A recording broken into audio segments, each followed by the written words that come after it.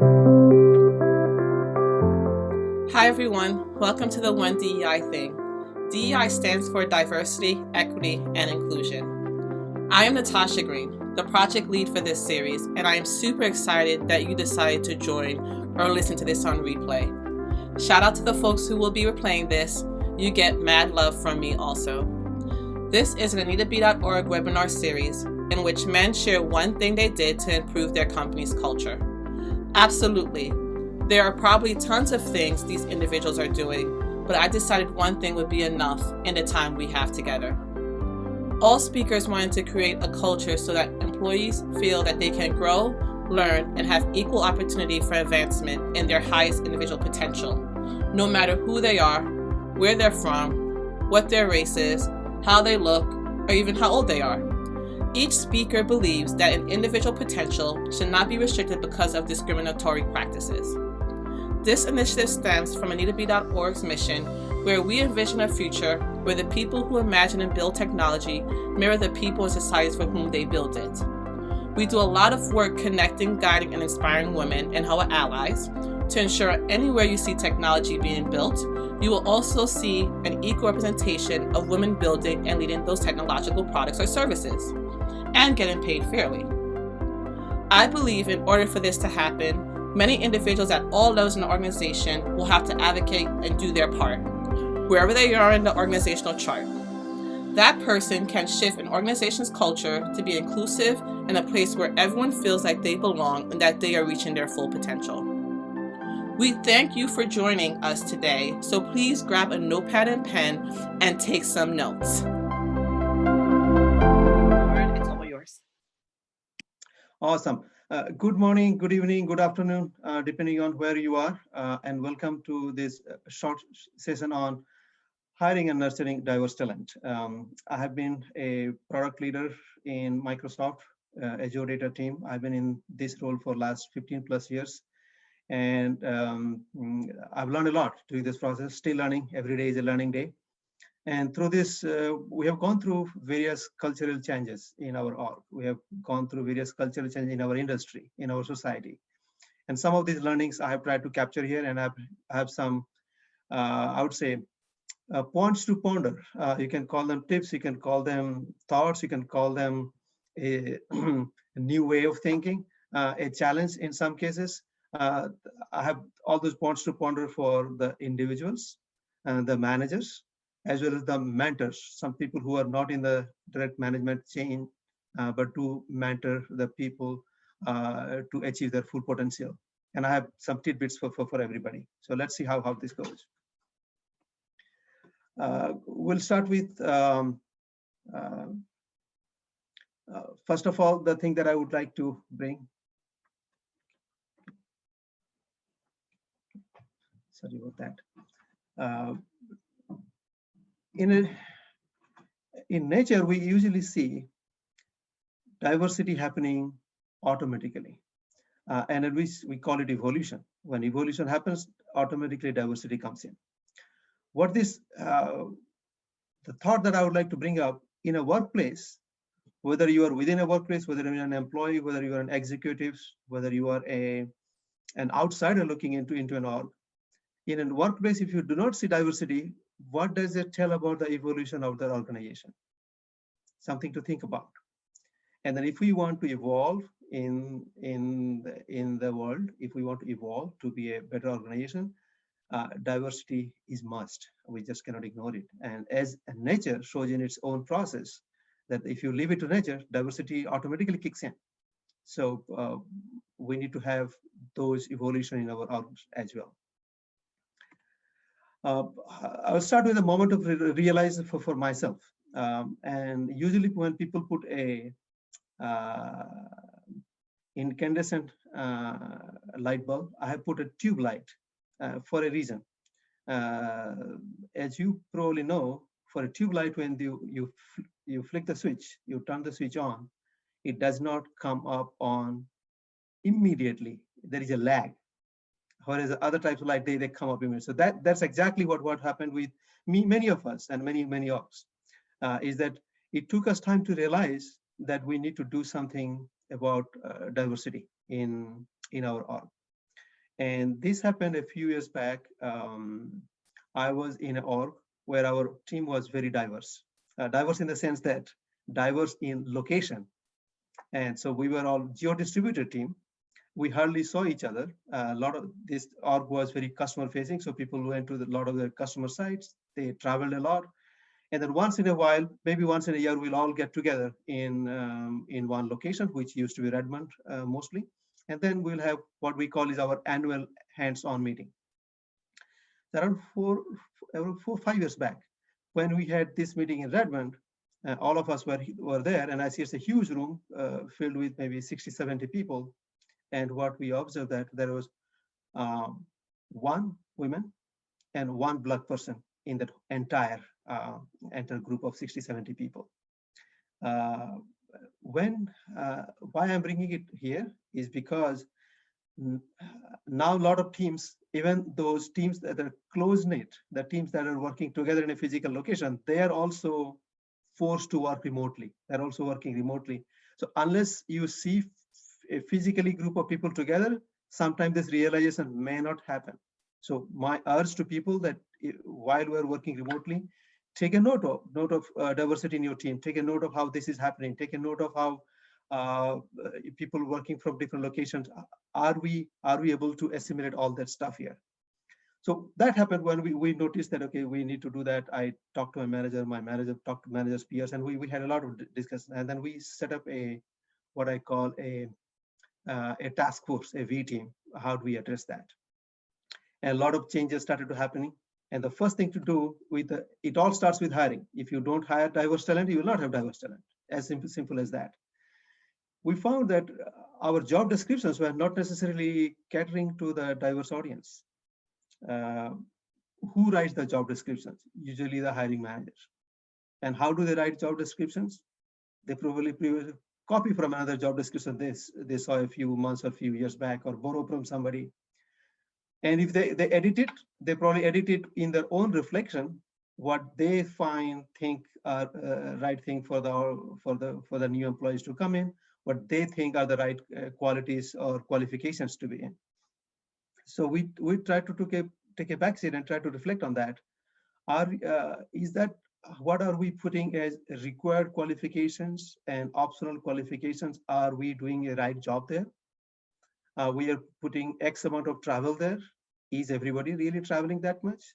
We are putting X qualification, must have a computer science degree or 10 years of experience, 5 years of experience. Is that really needed for every candidate that we hire? Are we actually making the job description feel to people who can feel that, oh, I can be this person?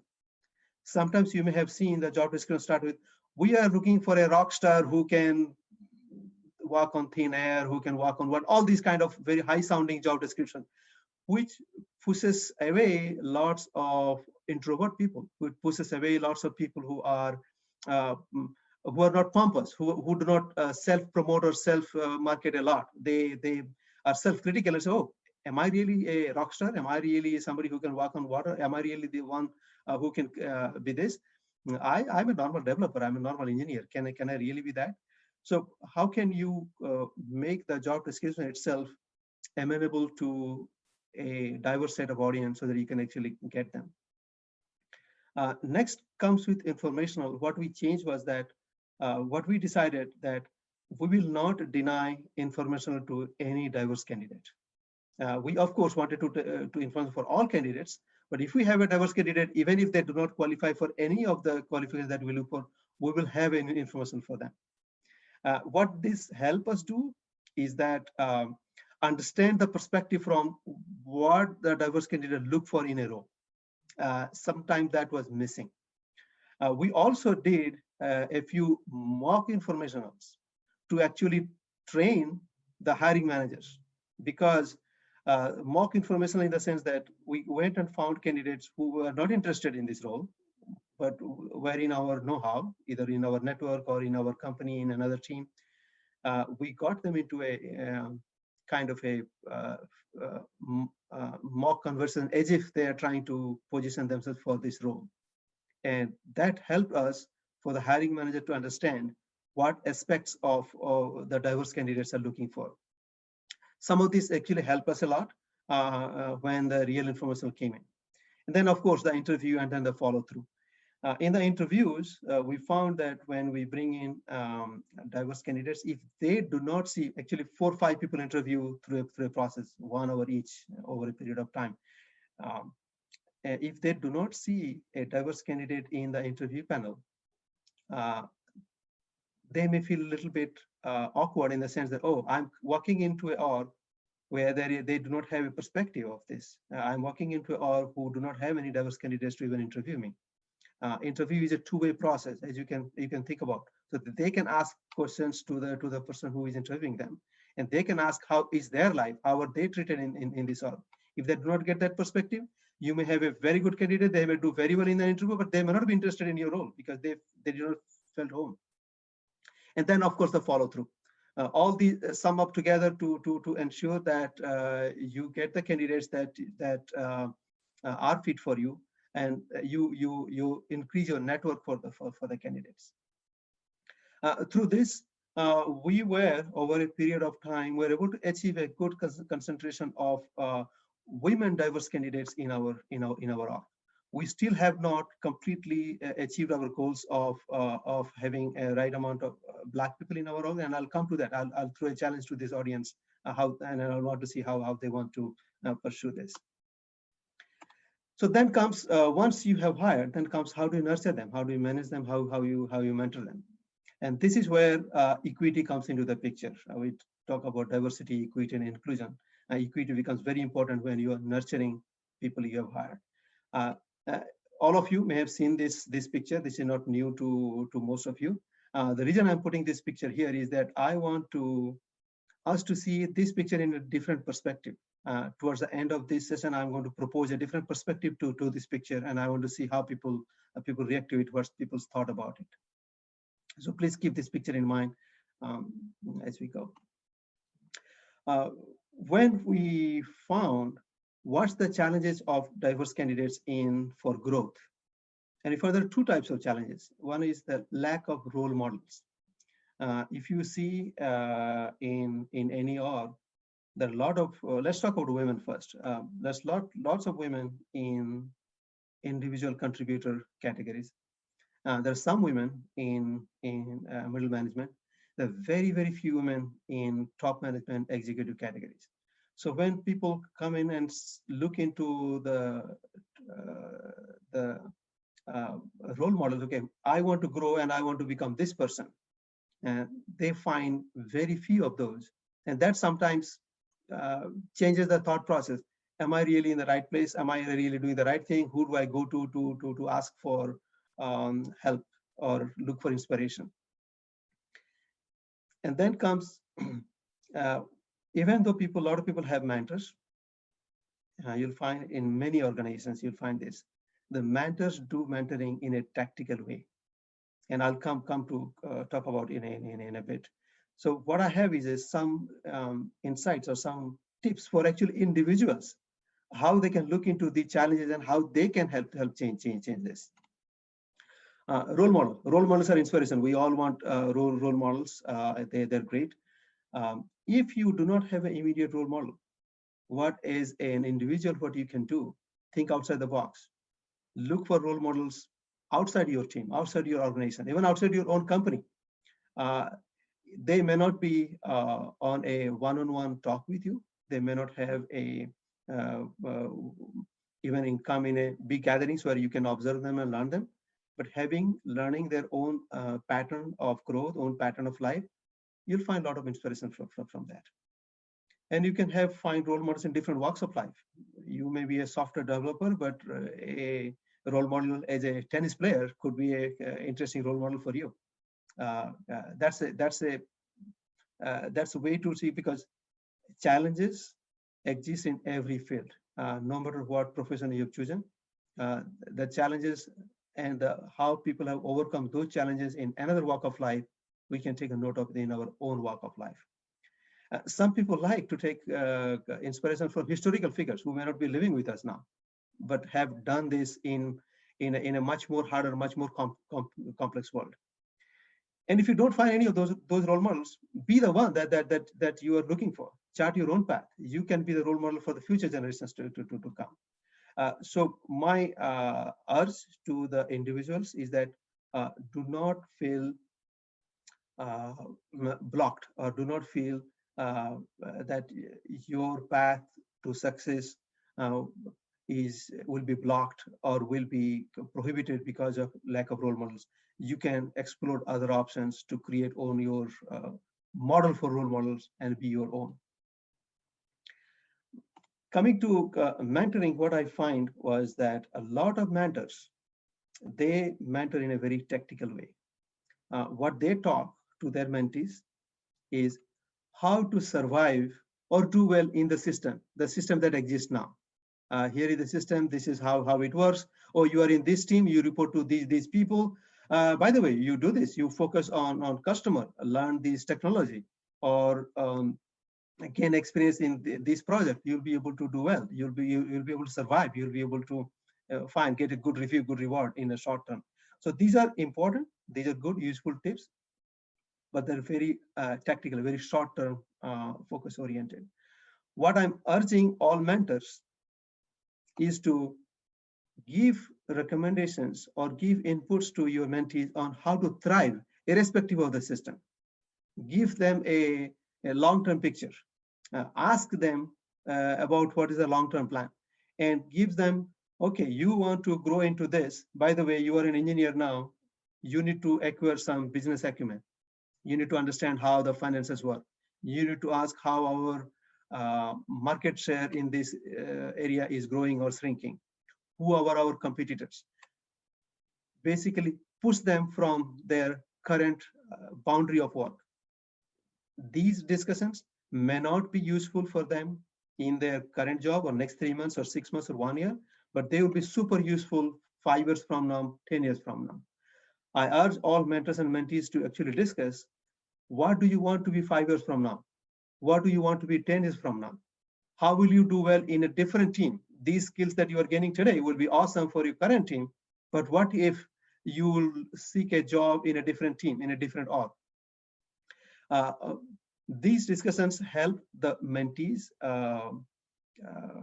look beyond their immediate deliverables or look beyond their immediate team needs, but helps them think through what other skills they need to develop, what other connections they need to build to be able to thrive 5 years from now, 10 years from now. And a lot of time I see that a lot of mentor-mentee conversations do not focus in this area. So here is my urge to everybody, please focus on these type of conversations as well. Now a few thoughts process for the individuals. Speaking to many individuals, what I find, here are the questions that come to their mind. The mentee thinking about the mentor. What if he or she does not respond to my request to be a mentor? I've sent them a request to mentor. What if he or she declines or doesn't? That's okay. We have nothing to lose. Move on to the next one. In my next slide, you'll find out if the mentors know what they get from here. They will be able to. They will not decline, or they will not become a completely ignore your request. Sometimes they ask, okay, he or she is so senior and so many responsibility, will she have time for me? That's good. That's a valid thought. But interestingly, you see, if you cannot find a mentor's time, half an hour time every week, try to find every month. Try to find that half an hour time every quarter. And maybe a quarter will work out well for your mentor-mentee relationship. And if you focus in that half an hour about your 5-year growth plans, about 10-year growth plans, about the challenge that you want to solve for yourself, that will be able to, you'll be able to achieve what you need. Many candidates, individuals ask, or they think that, okay, what will I ask? I do not know what questions to ask my mentor. And that's also a very valid thought. Here is a suggestion I have for you, the individuals who have this question in your mind. If you have a mentor who is, let's say, very senior and you do not know what questions to ask, have an intermediate mentor, have an intermediate, even not a mentor, but even a colleague or somebody, a friend, a family member, somebody, and do this role play. and do this exercise with them. What should I ask?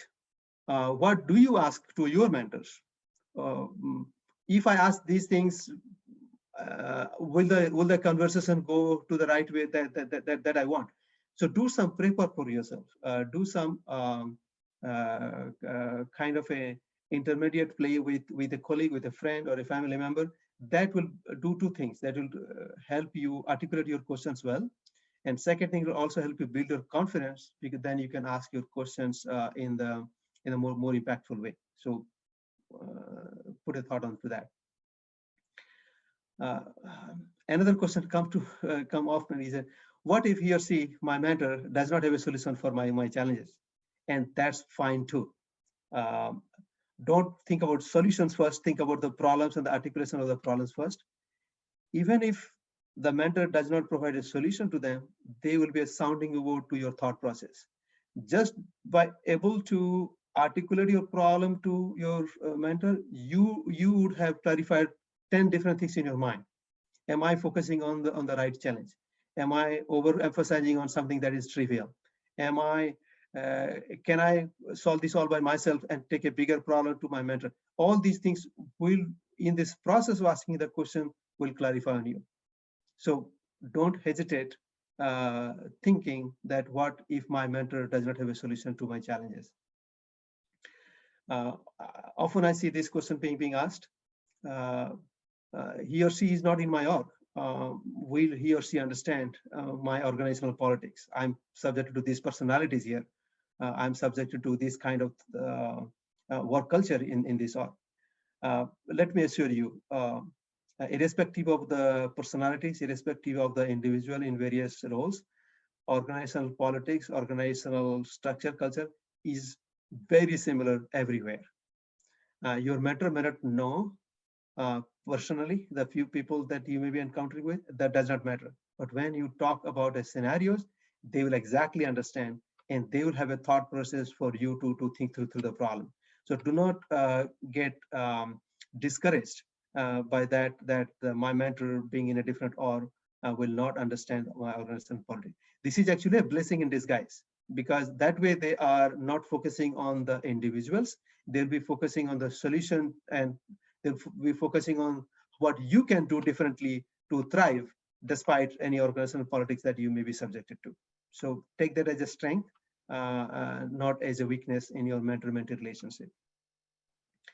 Usually what I see, people think that mentor-mentee is a one-way relationship. A mentor gives solution to mentee challenges, or mentor proposes ideas to mentees thing. It is not. Actually, mentors get a lot out of the mentee relationship. I personally have learned a lot by discussing with my mentees. Mentees who do not report to me give me ideas on how can I better manage the people who report to me. Mentees suddenly bring up thoughts and questions to me that makes me think through my own career goals, that makes me think through the industry challenges that is happening, the industrial evolution that are happening around us. So it is a two-way relationship. And therefore, mentees, don't be discouraged. Don't feel that, okay, I'll not get what I am looking for my mentor, or I'm wasting my mentor's time. It is not the case. And the same thing my ask to the mentors is that definitely look out to and give your time, make investment in mentees, because that's where you're going to gain both ways. Now coming to the equality versus equity question that I brought, and you saw the picture that I showed you before. I'm proposing a slight change to the picture you saw before. If you can see, sorry, my picture editing skills are not great, so I had just cut and paste something. If you saw in the previous picture, this grown-up man, or the adult, if you can see here, was on the left. I propose that this person should be brought into the middle, not on the left. Simple things, simple physical balance thing. You put a small kid on two boxes, this kid may be unbalanced. You better be close to that kid, otherwise that kid will follow. But take that simple analogy aside. After you create an equity environment for your employees, make sure you stay close to them. Make sure you're monitoring the progress. This is a presentation to the managers. The managers, you stay after you create a equity environment. you stay close to the employee, you stay close to your diverse employees to understand, is this going on well? The situation that we have tried to create for you, the kind of opportunities we are trying to build for you, is this working? If it is not working, stay in a closed loop to be able to fix it. So here is my proposal to change this picture, and here is a way to rethink this process. And I'll end with another hiring challenge that we have not been able to solve yet, and I'll tell you why. And this is. I talked about what we did in the hiring process and how we are able to increase the concentration of women employees in our org. We are still in the process. We need to do a lot more on that one.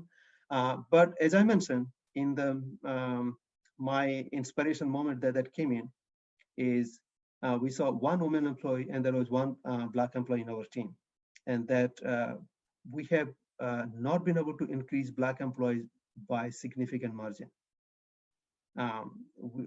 Work is in progress. We are doing the best we can. But here is one thing that we observed.